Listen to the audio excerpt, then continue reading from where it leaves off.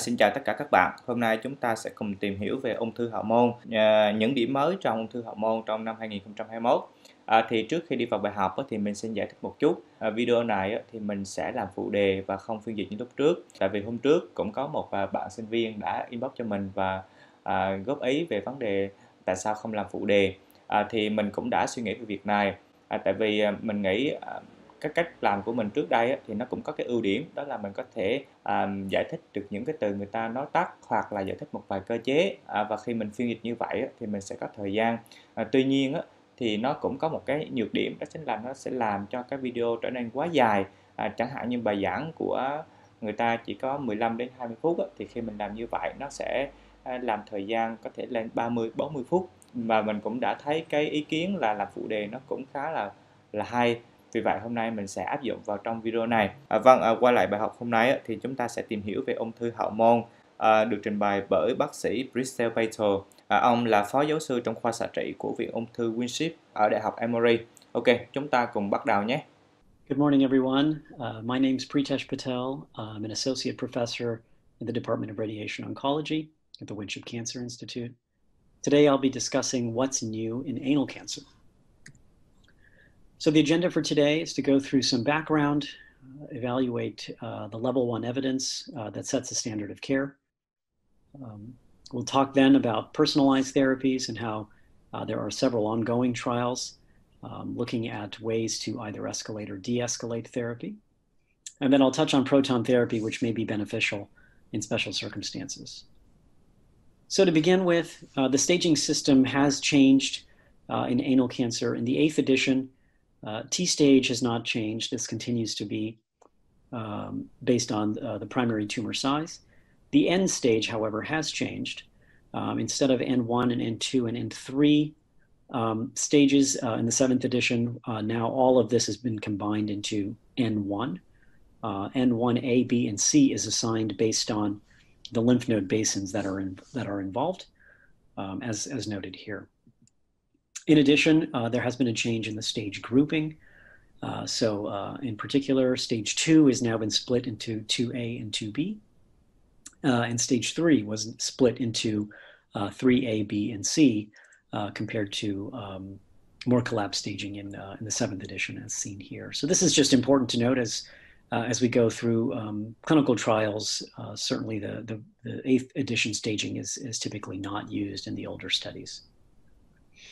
So the timeline for anal cancer really starts with Dr. Nigro's first publication in 1973. This was the first report of 3 patients who had received concurrent chemotherapy and radiation. The radiation dose was only 30 gray. The chemotherapy was 5-FU and mitomycin. And of these 3 patients who underwent APR, all 3 had a pathologic complete response. This was, of course, very provocative at the time, suggesting the possibility of organ preservation in anal cancer. Dr. Nigro went on to publish a few more times on his experience, the latest being in 1985, where 45 patients were reported upon. 84% ended up with negative biopsies after induction, and 89% survived with a median of 50 months follow-up. Thereafter, in 1989, the RTOG should be commended for completing a multi-institutional study evaluating a similar paradigm. 40.8 gray of radiation with concurrent 5-FU and mitomycin was tested in 79 patients with anal cancer.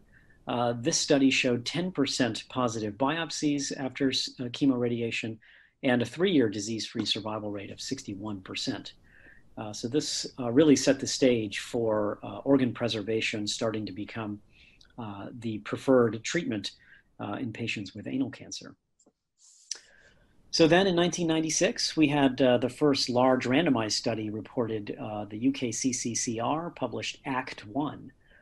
In this study, the primary endpoint was local failure, and patients with locally advanced anal cancer were randomized either to radiation alone or radiation with concurrent 5-FU and mitomycin C.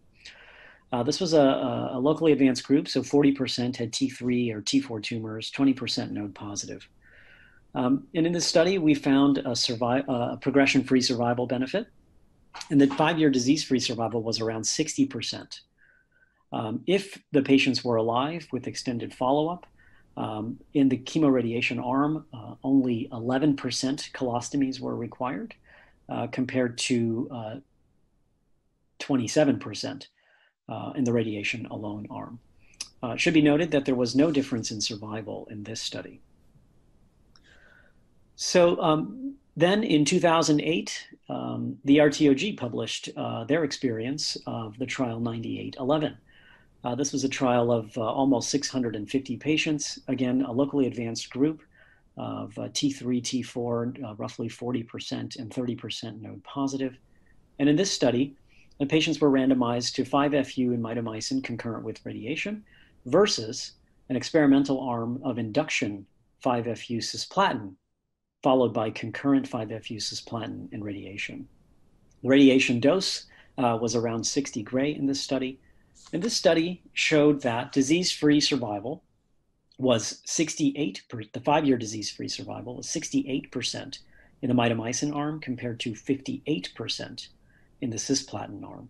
Colostomy-free survival and overall survival were also better, and there was no different in distant metastases.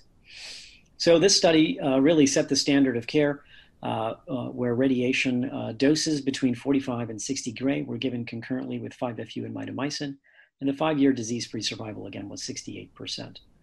Of course, there are criticisms to this study, and the biggest one being that the comparison was flawed. The cisplatin arm in this study was potentially hampered by the fact that induction chemotherapy was used. So the role of cisplatin was still not clearly defined after this study was published. So then moving forward, in 2013, we have an update of the ACT-2 trial, which better answers the question of concurrent mitomycin versus concurrent cisplatin. So in this 2x2 study, patients were randomized to either concurrent radiation with 5-FU mitomycin or 5-FU and cisplatin. And then they were randomized thereafter to observation or maintenance. And the maintenance was cisplatin and 5-FU.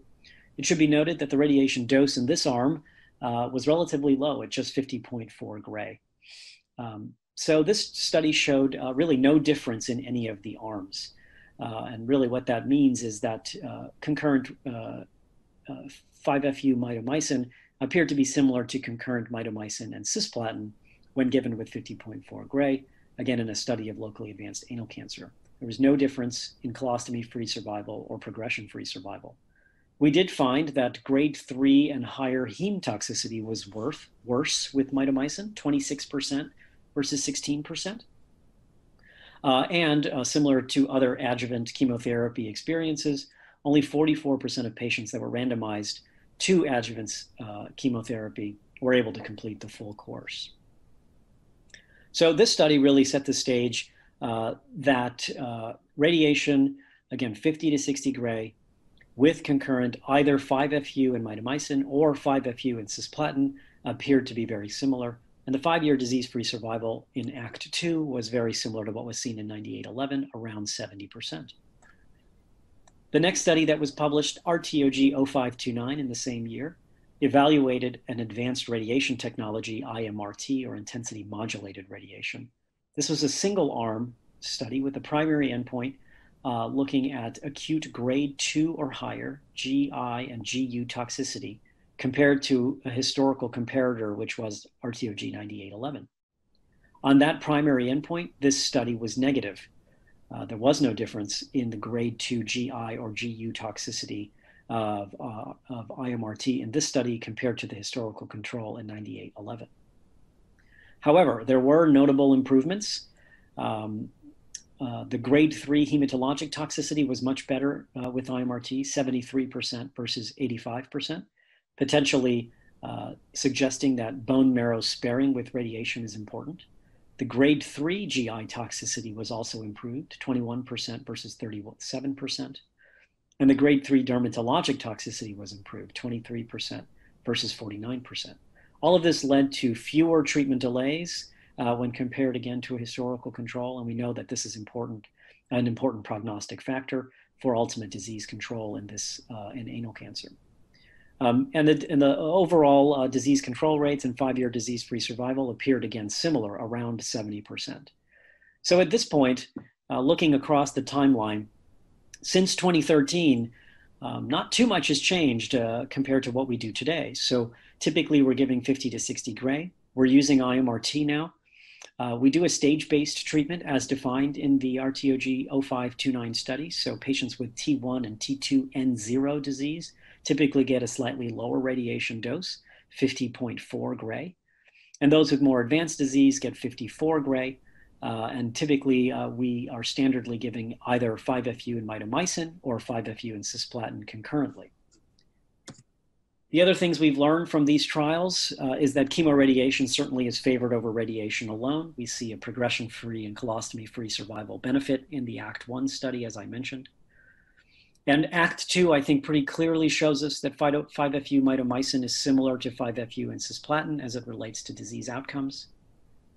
We found that induction chemotherapy did not appear to be beneficial in RTOG 9811. And there's also another study, the ACCORD-03 randomized trial, which confirmed again that induction chemotherapy, 5-FU and cisplatin, did not appear to change disease outcomes. Maintenance chemotherapy was not beneficial in the ACT-2 study, and a higher radiation dose up to 70 gray was tested in ACCORD-03 and also did not really show an improvement in outcomes. We have seen, similar to the head and neck cancer squamous cell patients, that HPV positive anal cancer, which is typically 90% of our patients, have better disease-specific survival compared to HPV negative patients. And then HIV patients are often found to have anal cancer. And there's some mixed data on what the outcomes are for HIV positive versus HIV negative patients.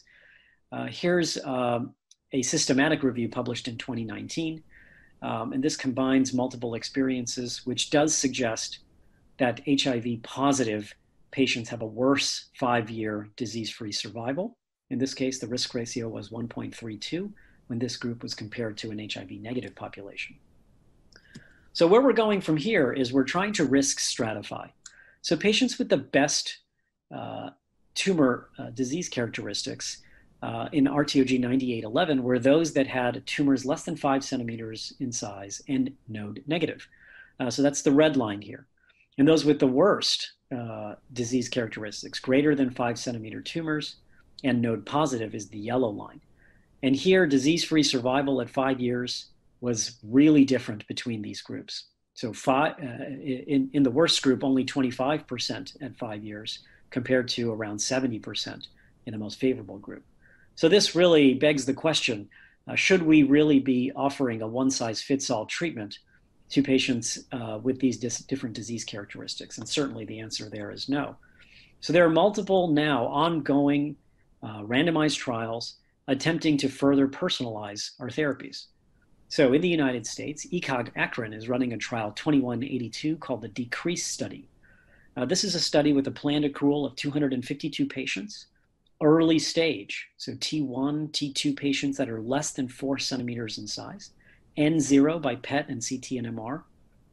HIV positive patients are allowed. And this trial is randomizing to a standard treatment with 5-FU and mitomycin and radiation to the standard dose of 50.4 gray, as I mentioned previously. And then the experimental arm will de-intensify the radiation. And as noted here, there's slightly lower dose for T1 and slightly higher for T2. And the nodes are also treated to lower doses. In addition, mitomycin will be de-escalated from 12 milligrams per meter squared down to 10 milligrams per meter squared. And instead of 2 cycles of continuous infusion 5-FU, 1 cycle will be given in an experimental arm. So this study was activated in November 2019. There are 23 patients accrued to date. The activation at Emory is pending. The primary endpoints of this study are really co-primary endpoints: a 2-year disease-free survival of 85% or better, and then a health-related quality of life endpoint is also included. Across the Atlantic Ocean, ACT-4 is also ongoing, which is a very similar study with a planned accrual of 162 patients. These, again, are T1 and T2 patients with tumors that are less than 4 centimeters in size, N0. HIV positive is again allowed. And again, standard chemoradiation is going to be compared to a de-intensified regimen 50.4 gray in the standard arm, and the de-intensified regimen includes 41.4 gray and 23 fractions. The chemotherapy is the same in both arms in this study. And the primary endpoint is a 3-year local regional failure endpoint. So de-intensification for the best stages of disease is something that we're all interested in. And again, looking to our head and neck cancer colleagues, this is a question being asked in HPV positive head and neck cancer as well. So I encourage everyone to try to enroll on the ECOG study. It is a rare patient population, and of course, really a multi-institutional study is the only way to get this question answered. So on the flip side, for more advanced stages, Act 5 now is also an ongoing study across the Atlantic. So planned accrual of 640 patients for T2, N1 to N3, or T3, T4 patients. So these patients are being randomized to a standard arm of 53.2 gray and 28 fractions. And then they're going to be compared in sort of a seamless pilot phase 2 and phase 3 trial, where 2 comparator arms will be evaluated, a 58.8 gray arm and a 61.6 gray arm. The winner of those 2 arms will then enter into a phase 3 comparison with the standard, again, with combined mitomycin and 5-FU. So this is a large study. The phase 3 endpoint is local regional failure at 3 years, but an attempt to intensify treatment in patients with more advanced disease. In the US, we saw a publication of NCI 9673 in 2017, which evaluated nivolumab as in the second line for anal cancer, with really impressive results, as seen here. So this led to the ECOG ACRIN 2165 phase 3 trial. These are patients with locally advanced anal cancer who have completed chemoradiation for anal cancer to a minimum of 54 gray. They're going to be randomized either to observation or adjuvant nivolumab for 6 months. It should be noted that in a similar trial design in non-small cell lung cancer, in a trial called the Pacific trial, patients were found in a post-hoc analysis to have better survival if immunotherapy was started within 2 weeks of the end of chemoradiation. And so it's important to try to enroll patients onto this study as soon as possible. Patients can actually be enrolled prior to chemoradiation or shortly thereafter. So this is another important study that we'll be hoping to accrue to. And this is currently available in our clinics at Emory. So a few points on proton therapy. So proton therapy certainly can be used in anal cancer. Here's a comparison between a proton treatment and a photon treatment on the right, VMAT, which is a form of IMRT. When we look at these types of planning studies, we have a 20% reduction in the bone marrow, getting 30 gray, reduced dose to the external genitalia, and reduced dose to the small bowel. So better avoidance in particular with proton therapy, which we hope will translate to better toxicity. So a single-arm, multi-center study of 100 patients was published in 2019. So this were 52% stage 2 and 32% stage 3B, median tumor size of 2.7 centimeters. And progression-free survival was right around 80% in this group. Again, this is a single-arm study evaluating proton therapy. And so if you look back at the former radiation technologies, so RTOG 9811 was a 3D technique, and then RTOG 0529 was an IMRT technique. And if you compare those two experiences with what we saw in this proton experience, we basically saw that the heme toxicity was significantly better with proton. Interestingly, GI and derm toxicity was not different comparing proton and IMRT. But a bone marrow sparing effect seems to translate here into grade 2 and grade 3 heme toxicity, which may be particularly important for at-risk populations like those with HIV or those that are immunosuppressed for other reasons. Here's one of those special situations, a kidney transplant. Kidney transplants are always in the pelvis and therefore are at significant risk of transplant dysfunction from radiation for anal cancer. So here's one of my patients where you see a very clear reduction in the exposure to that kidney there outlined in pink where the red arrows are. So any patients with a pelvic transplant kidney, I think, are really best served with proton therapy. In this case, we're able to reduce the average kidney radiation dose from 23 gray down to 4.5 gray with the use of proton therapy. So several ongoing randomized trials de-escalating and escalating the radiation based on stage that we'll eagerly await results from. And then proton therapy can be certainly beneficial in special situations where certainly a pelvic transplant kidney would be a very excellent indication for proton therapy. And again, those where heme toxicity is a concern, potentially patients with HIV positive disease as well. So with that, I'll close. Thank you everyone for your attention.